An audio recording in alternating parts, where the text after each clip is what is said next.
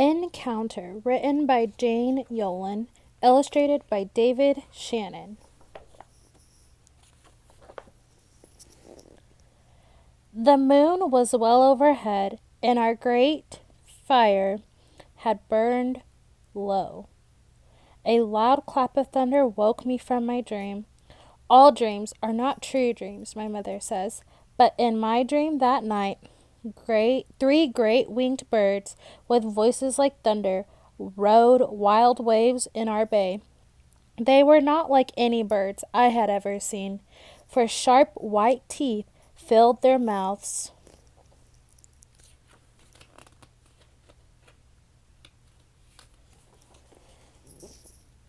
I left my hammock and walked to the beach. There were my dream birds again.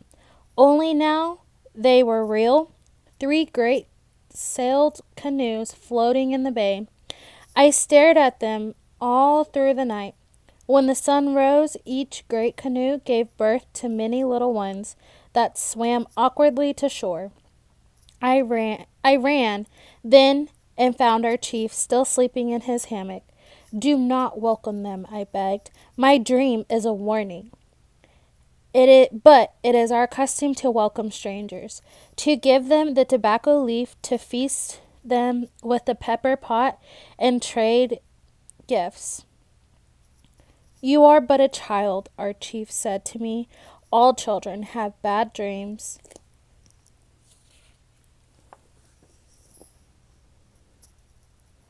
The baby canoe spat out many strange creatures, men, but not men. We did not know them as human beings, for they hid their bodies in colors like parrots. Their feet were hidden also. Many of them had hair growing like bushes on their chin. 3 of them knelt before their chief and pushed sticks into the sand. Then I was even more afraid.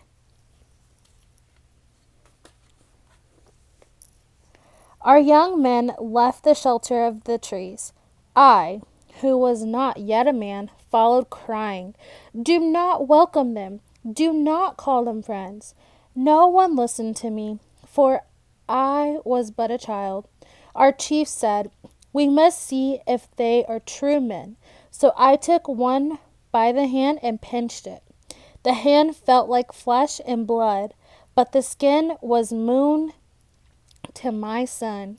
The stranger made a funny noise with his mouth, not like talking, but like the barking of a yellow dog.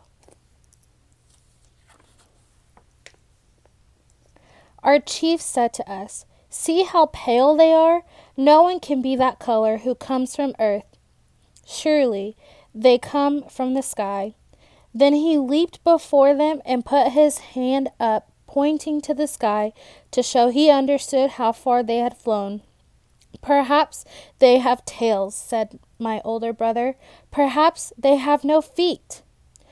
Our young men smiled, but behind their hands, so the guests would not feel bad. Then they turned around to show that they had no tails.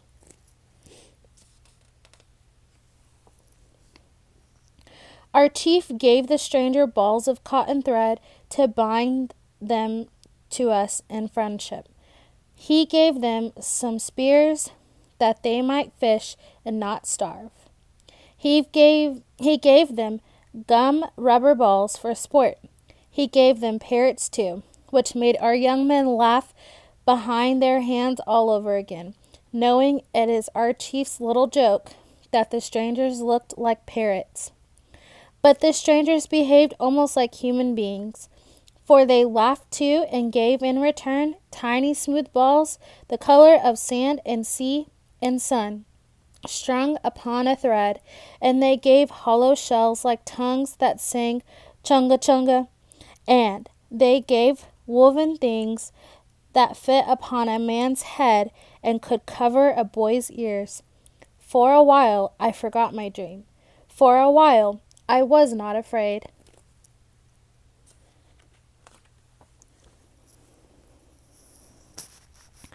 So we built a great feasting fire and readied the pepper pot and yams and canvas bread and fresh fish.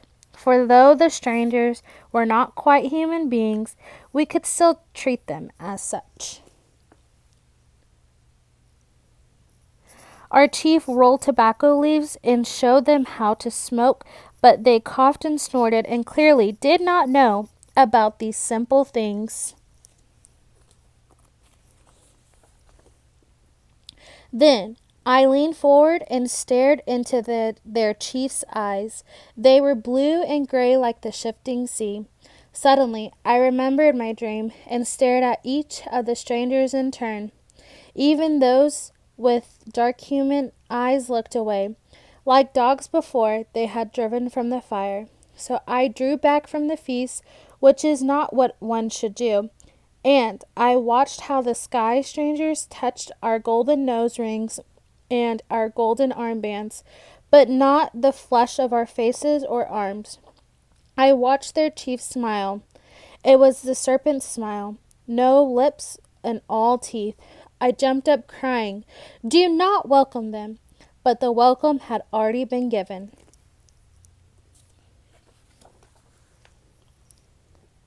I ran back under the trees, back to the place where my Zimmy stood.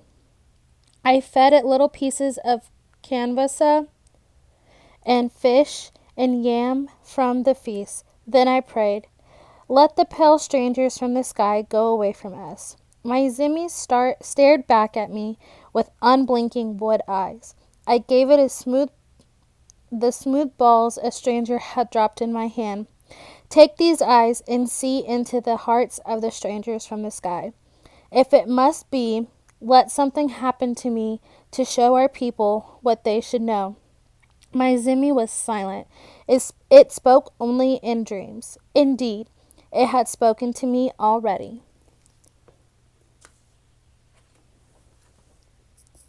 When I returned to the feast, one of the strangers let me touch his sharp silver stick.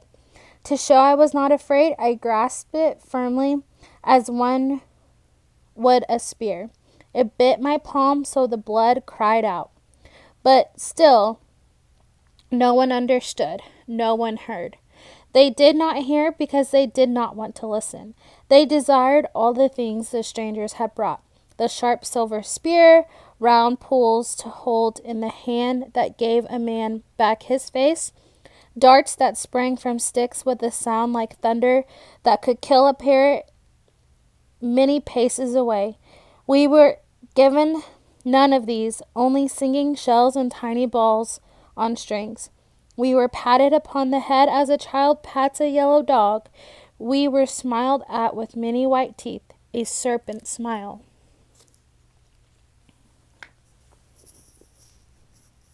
The next day the strangers returned to their great canoes. They took 5 of our young men and many parrots with them.